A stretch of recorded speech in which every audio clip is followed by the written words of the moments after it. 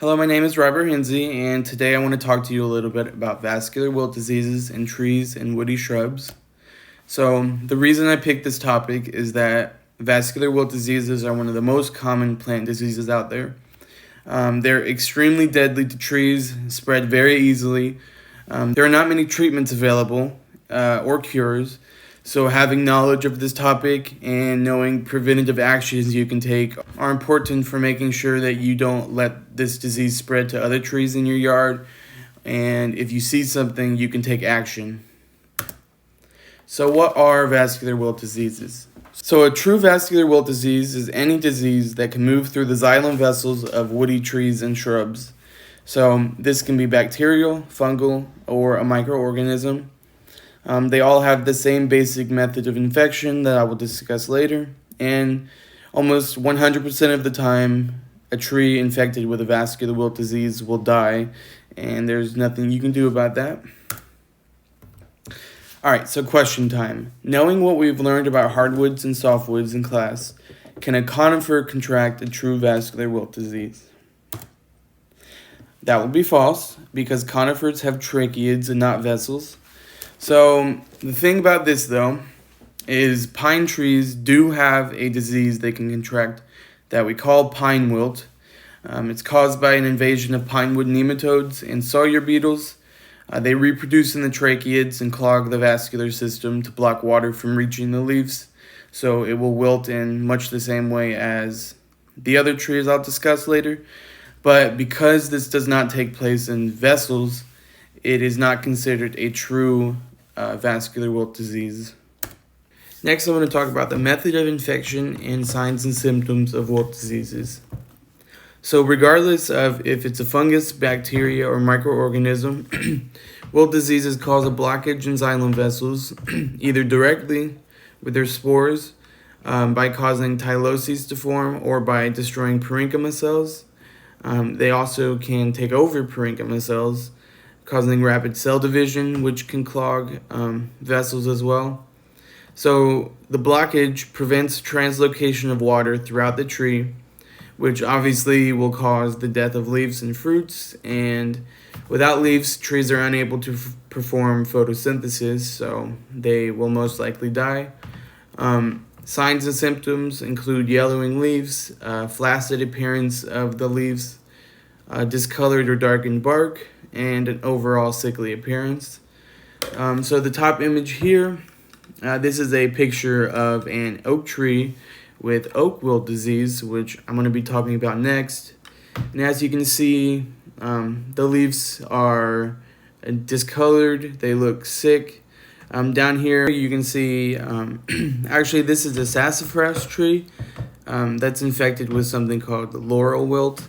And as you can see, the bark is very discolored, the tree looks sick, and you can see that the bark is falling off of the tree as it starts to die. The most common vascular wilt disease in our area is oak wilt. It's been reported in majority of the 88 counties of Ohio. It's a fungal pathogen called Brezziella fagacerum. So the fungal spores grow throughout the vascular system, causing tyloses, which plug the vascular systems and prevent translocation of water. So red and black oaks are most susceptible to this disease. White oaks survive longer, and even some of them have been shown to survive the disease. Scientists aren't exactly sure why white oaks are more resistant to this disease. One thought could be that because they drop their leaves earlier than red and black oaks, they are able to kind of avoid the damaging effects of the oak wilt disease. So this specific fungal pathogen can be spread underground through root systems. So as an infected tree's roots grow into a healthy tree's root system, this allows easy transfer of the pathogen. Insects can also carry spores, so flying from a infected tree to a healthy tree. And then infected pruning equipment. So if somebody were to prune a tree with the oak wilt disease and they weren't aware of the disease, and then they were to go and prune more healthy trees without cleaning their equipment, they could spread the fungal infection. Okay, so on this slide here, this is a picture of an oak tree after being infected with the oak wilt disease. As you can see here, in the xylem tissues, you can clearly see they don't look how they're supposed to look. These leaves, very, very unhealthy looking. And then same with the bark, like we saw in the sassafras tree.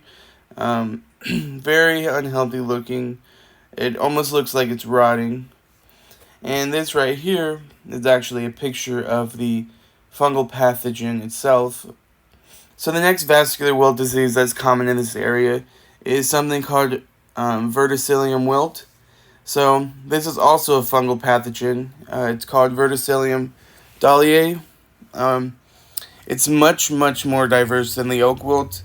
It can affect maples, ash, cherry, catalpa, and many more trees of that nature. So this fungal infection usually lies dormant in the soil in structures. They don't normally infect the tree until its root systems grow through their structures. So they clog the vascular system as it works its way through the vessels.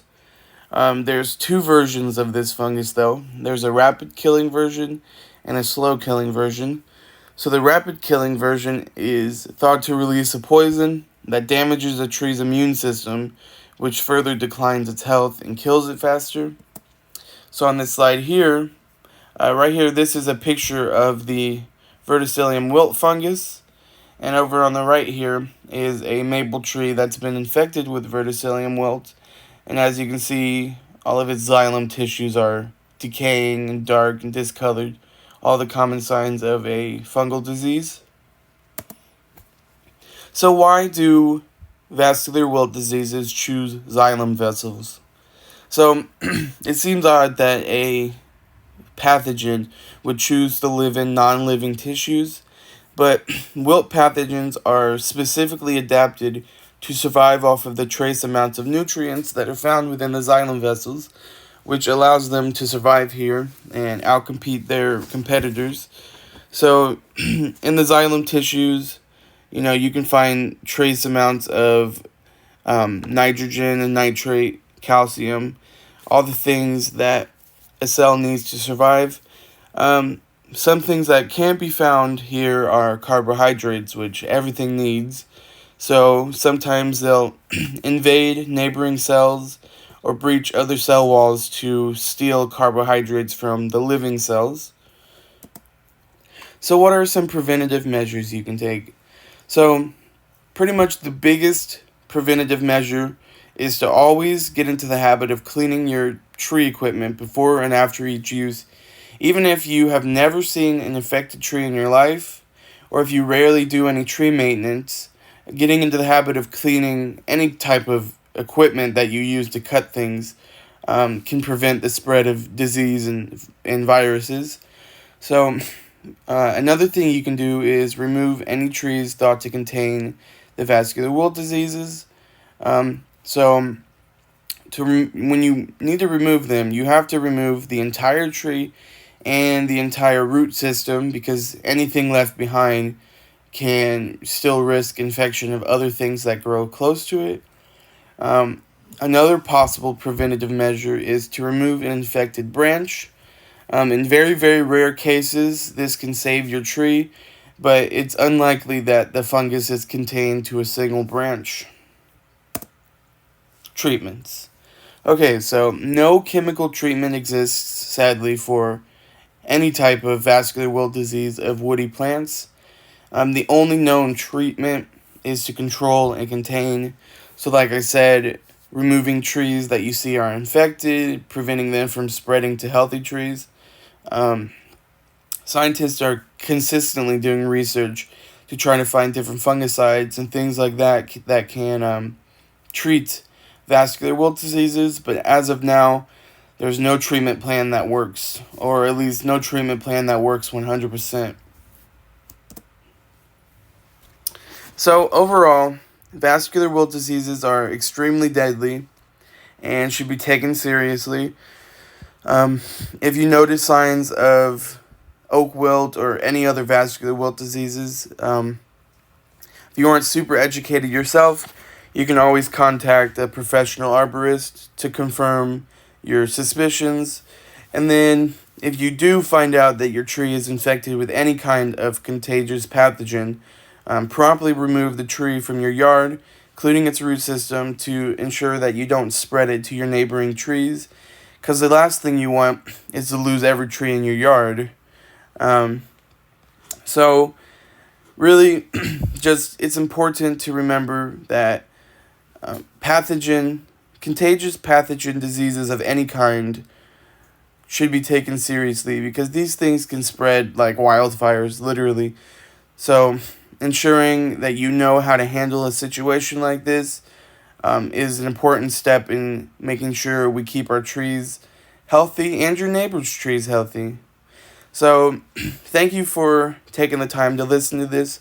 I appreciate Dr. Key for giving me the option to record this presentation instead of giving it in class. I hope everyone has a great day. Thank you.